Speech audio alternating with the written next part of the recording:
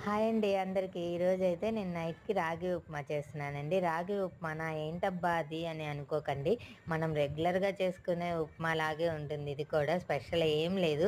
రాగి పిండి కలుపుకోవడమే. అందుకే రాగి ఉప్మా అన్నాను. ఈ విధంగా నార్మల్ ఉప్మాకి ఎలా అయితే పోపు పెట్టుకుంటారో అదే విధంగా పెట్టుకొని, అల్లం తురుము, క్యారెట్ తురుము కూడా వేసుకొని 2 నిమిషాలు వేపుకోవాలండి. వేగిపోయిన తర్వాత ఒక కప్పు ఉప్మా రవ్వకి అరకప్పు రాగి పిండి వేసుకొని ఒక 2, 3 నిమిషాలు అలా రోస్ట్ చేసుకొని, తర్వాత బాయిల్ అయిన వాటర్‌ని ఇందులో పోసుకోవాలండి. మా వారైతే పోపు పెట్టేసి సైడ్ వెళ్ళిపోయారు. ఇంక మనకు తప్పదు కదా! నేనైతే రవ్వని, పిండిని రెండిటిని 2 నిమిషాల పాటు అలా వేపుకొని, బాయిల్ అయిన వాటర్‌ని వేసుకొని, బాగా మిక్స్ చేసుకొని, సరిపడా ఉప్పు, కొత్తిమీర వేసుకొని, ఇంకోసారి బాగా కలుపుకొని, చివరిగా నెయ్యి వేసుకొని దించేసుకున్నానండి. మీరు తప్పకుండా ట్రై చేయండి. హెల్తీ కూడా చాలా మంచిదిది. పిల్లలు కూడా ఇష్టంగా తింటారు.